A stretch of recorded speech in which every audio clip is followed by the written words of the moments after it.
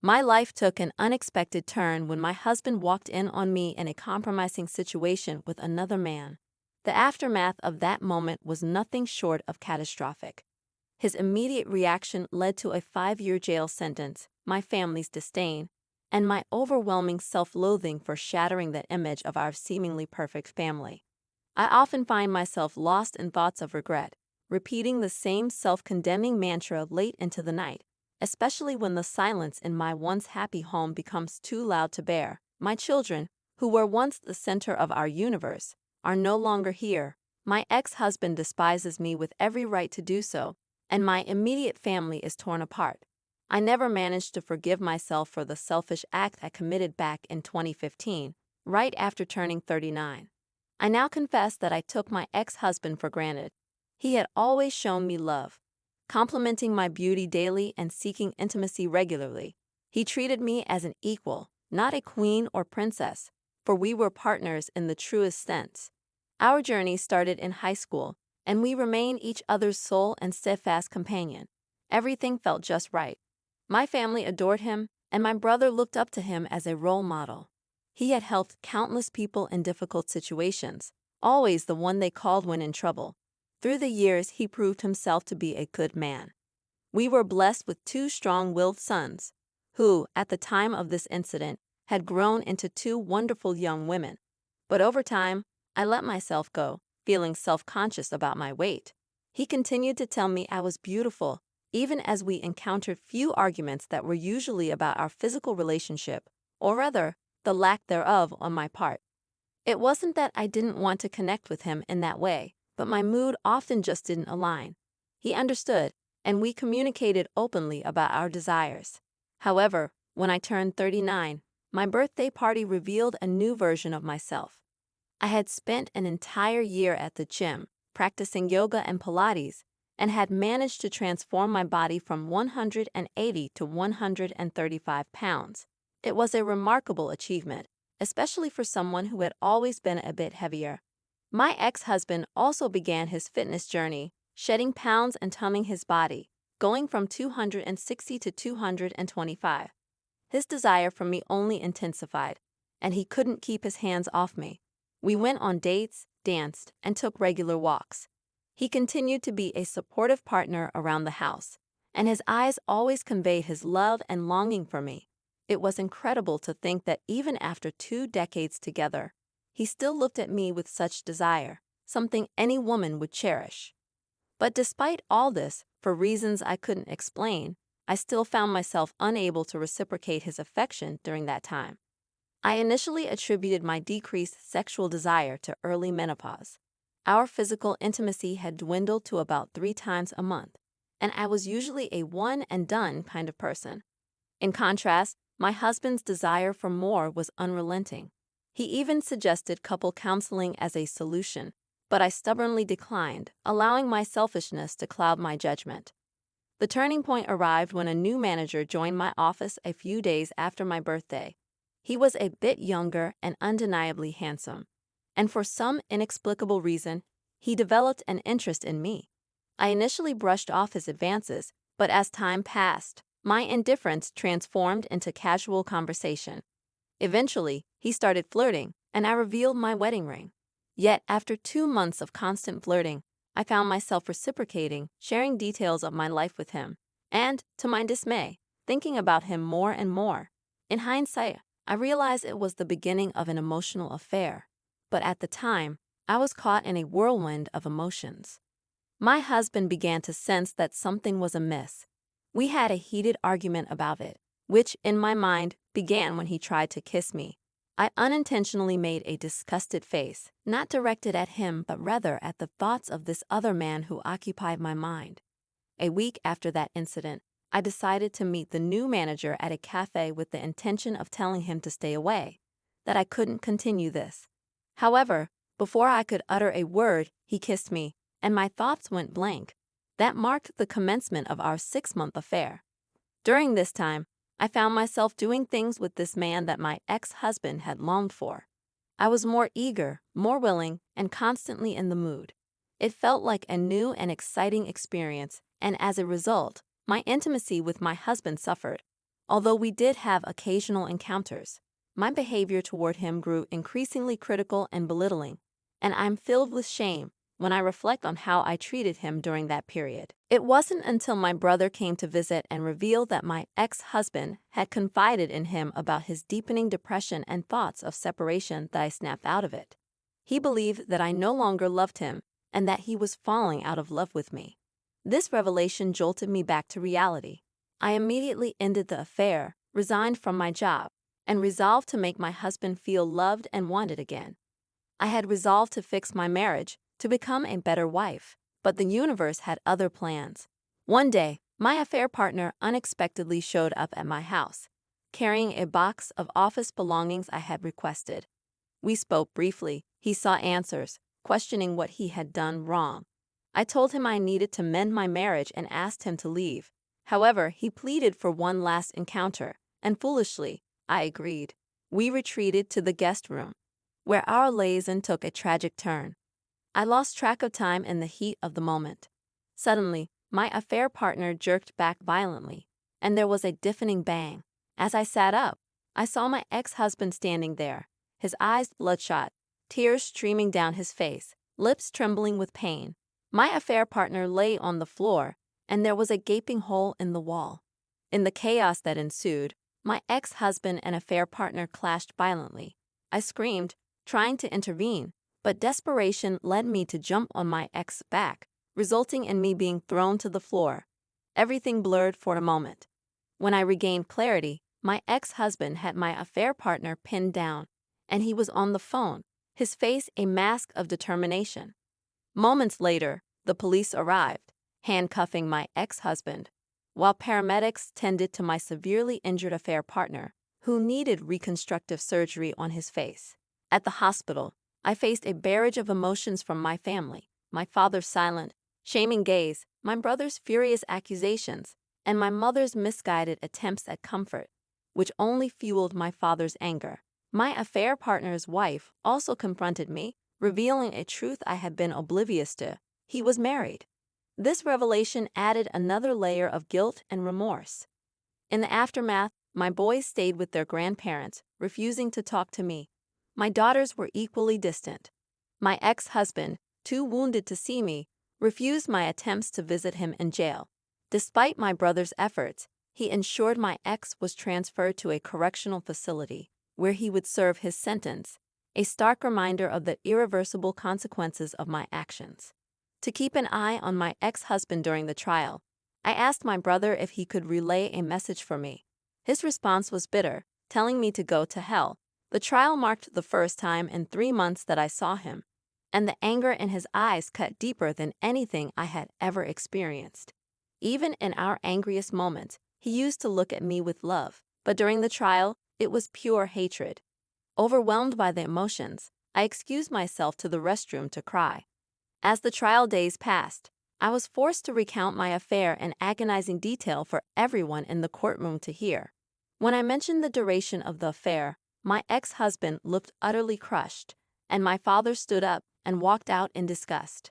During his testimony, I learned that he had come home to surprise me with lunch and a romantic weekend trip for 2 in the Catskills.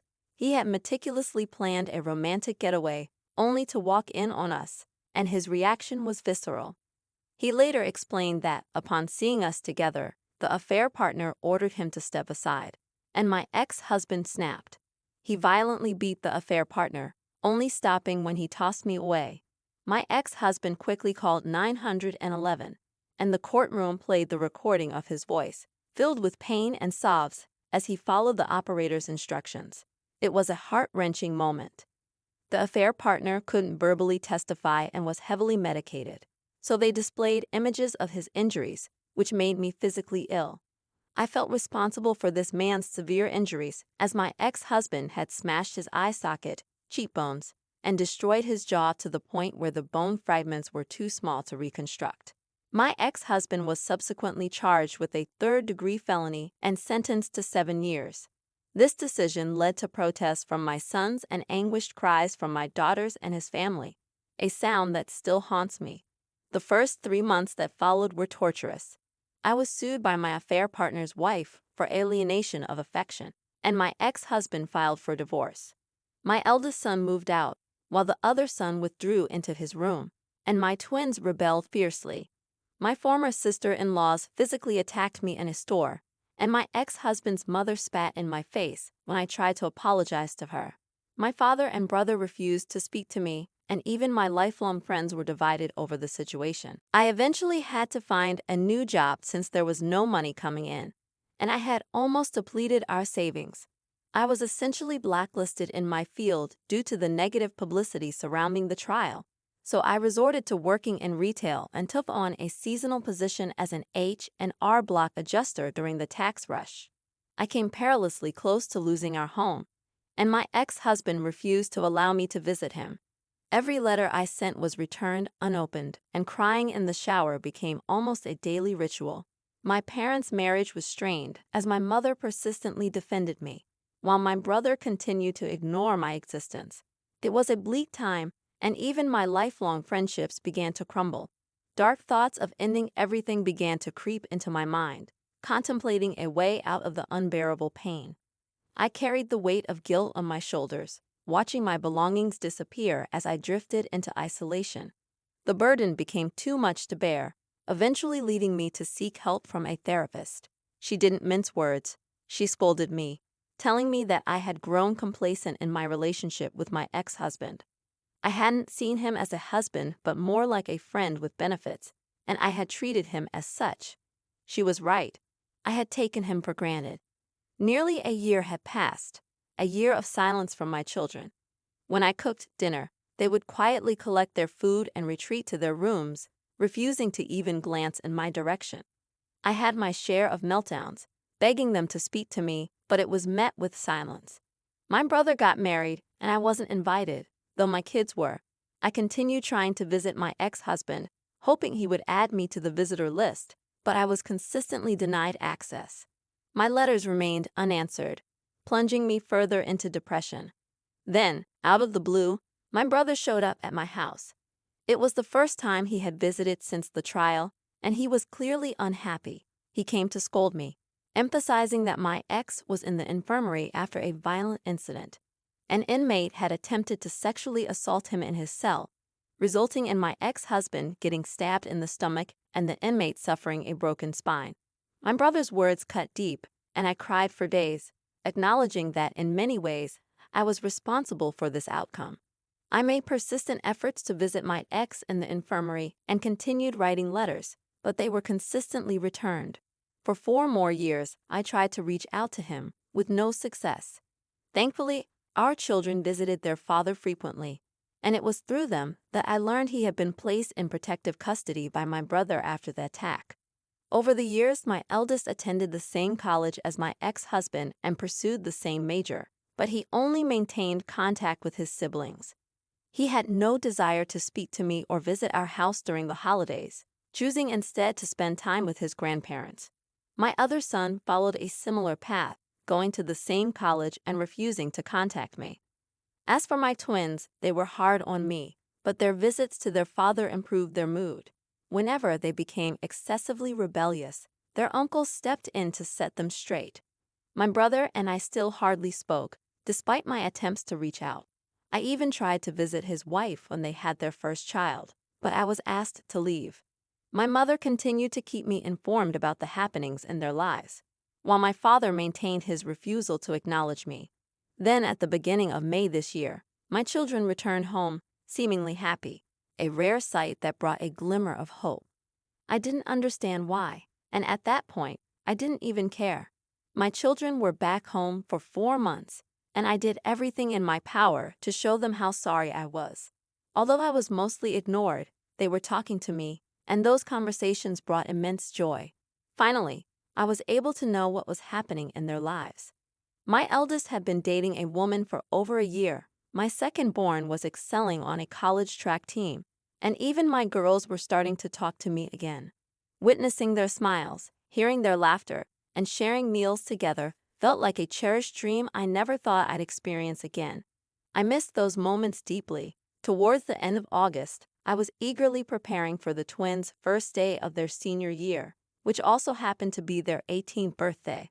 I enthusiastically shared my excitement about their upcoming birthday party, telling them all the plans I had in mind. But without hesitation, my girls asked if we could celebrate it on a different day. I was confused. I thought we were making progress. When I asked why, one of them bluntly said, "Because Dad is throwing us a party, and I don't want you near him." Her words stunned me. I inquired when their father was released, and they informed me that he had been out since the end of April due to good behavior. The news shattered me. He was back in their lives, and they seemed happier because of it. It wasn't our healing they were enjoying. It was having him back. I asked where he was staying, and they revealed he was living with my brother. Driven by desperation, I tried reaching out. I attempted to call him, went to his place holding all the letters he had returned throughout the years, and glimpsed him briefly through the door crack. I cried out his name, but my brother promptly asked me to leave. I handed him the letters and departed. As I reached the driveway, I heard his voice and turned around, only to be met with his cold rejection. He handed back my letters, emphasizing, "You forgot this." My pleas fell on deaf ears as he walked away. My children, witnessing the scene, stared at me, their eyes void of love. In that moment, I realized that my children were merely tolerating me. Despite the overwhelming odds, I still clung to a sliver of hope. I wanted to fix this, to tell him how profoundly sorry I was for my selfishness, for destroying what we once had. I longed for the chance to express how much I missed him, how deeply I regretted my actions. I yearned for him to forgive me, to talk to me, to be by my side again. I wanted our family reunited, but deep down, I knew I didn't deserve it. Even if, by some miracle, we were reunited, it could never be the same. My selfishness had irreparably altered everything, and I wished I could turn back time and undo the damage I had caused. Now let's delve into the opinions from the community. Opinion number 1 expressed deep sympathy for your ex-husband, highlighting how your own account revealed emotional abuse and dismissive behavior toward a man who always made you feel loved and desired. This person emphasized the importance of surrounding yourself with friends who hold you accountable for your actions, rather than those who condone your behavior. They advise you to work on yourself and seek therapy to move forward. Opinion number 2 offered a stark perspective, suggesting that it might be best for you to stop trying to reconnect with your past family, as your attempts could be perceived as harassment. The advice was to acknowledge the irreparable damage and respect the boundaries set by your ex-husband and children. Opinion number 3 emphasized the gravity of the situation, pointing out that your children cut ties with you due to the severity of the events. They stressed the need to respect your ex-husband's choice to distance himself and advised you to focus on moving forward, improving your relationship with your children, and being realistic about the future. This opinion emphasized the importance of accepting the situation rather than holding on to unrealistic dreams. As for the viewers, they were encouraged to share their thoughts, subscribe, and like the video to support the channel. The overall sentiment expressed was one of understanding the tragedy of your situation, but urging you to accept the reality and move forward for the sake of your own well-being.